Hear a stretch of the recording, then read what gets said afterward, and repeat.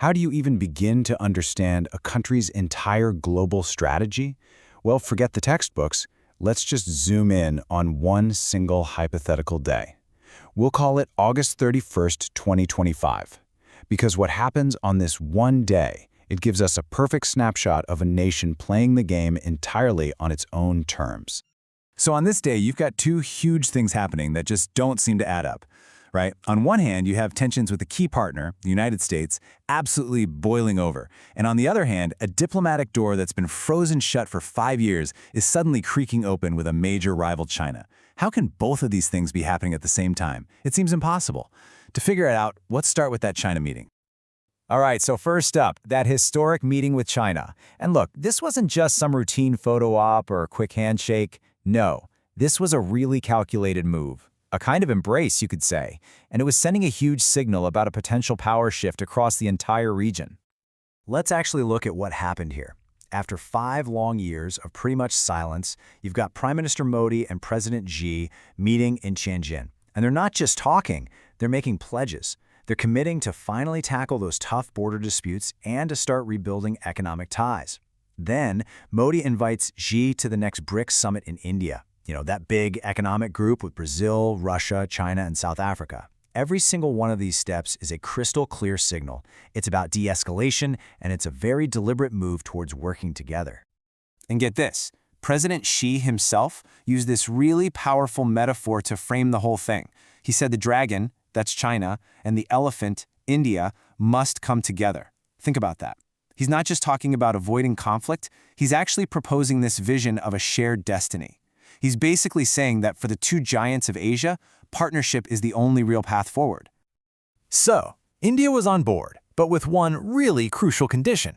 They said their relationship with China wouldn't be viewed through the lens of a third country. Now that's diplomatic speak, but it's not exactly subtle, is it? It was a message aimed squarely at Washington and, well, anyone else listening. India makes its own calls. Okay, so remember, all of this is happening on the same day. While India is mending fences with China, it's also facing this absolutely immense pressure from the United States. And this is where the plot really thickens. Out of nowhere, the U.S. drops an economic bombshell, a massive 50% tariff on a whole bunch of Indian goods. The official reason? India kept buying discounted Russian oil. But let's be clear, this was no slap on the wrist. This was the U.S. pulling a huge economic lever, trying to force India's hand and make them change course. So, how did India react? Did they back down? Not a chance. Their response was absolute defiance. The Indian Trade Minister came out and said it point blank, India will not bow down. That's a pretty clear declaration, right? It's saying that India's national interests, things like their energy security, are simply not up for debate. And this bold stance, it really got noticed around the world. Even American journalist Rick Sanchez put it bluntly. He said India is a big boy, not a schoolchild that you can just boss around. And that comment, it kind of captures this growing feeling that India has hit a new level on the world stage and, it expects to be treated like an equal. So all of this just leaves you with one massive question, doesn't it? How on earth can India talk to a rival like China one minute and then stand up to a partner like the US the next? What is giving them the confidence to walk this incredibly fine diplomatic tightrope? The answer, it turns out, isn't really about diplomacy at all. It's in the engine room, India's absolutely booming economy. That incredible strength at home is the foundation that lets them be so assertive out in the world. I mean, check this out. The Reserve Bank of India says the country is on track to become the world's 3rd largest economy. And we're not talking about some distant dream here. This is a near-term projection. When you have that kind of economic muscle, well, it changes absolutely everything. So you might be wondering, what's behind this incredible growth? Well, the RBI governor highlights 2 main things. First, they've been bringing millions and millions of people into the formal banking system, which is a huge deal. And second, they're empowering women economically, which has basically just unlocked this powerful new engine for growth for the whole country. And this economic power, it's not just about abstract numbers on a chart, it's about people. Take someone like Chaya Nayak. She's an AI expert of Indian origin, was a key player on Meta's big LLaMA project, and then got snapped up by OpenAI. Her story is just one example of a much bigger trend. India is becoming a powerhouse for global talent, especially in supercritical fields like AI.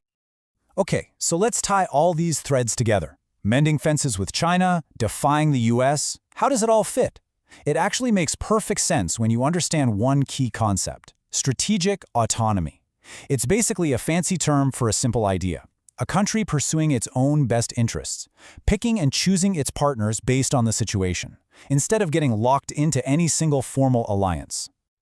So if we go back to our hypothetical day, you can see the strategy playing out perfectly. The meeting with China, that shows a willingness to cooperate when it makes sense. Pushing back on US tariffs, that shows a fierce commitment to independence. And that booming economy, well, that's what gives them the confidence to do both. And suddenly, those two events don't seem contradictory at all, do they? They're just two sides of the very same coin. Which of course leaves us with one last massive question. As India keeps rising and carving out its own path, is this strategy of strategic autonomy going to build new bridges between the world's competing powers? Or is its refusal to just pick a side going to end up shaking the entire global order to its core? Honestly, that might just be the biggest geopolitical question we'll face this decade.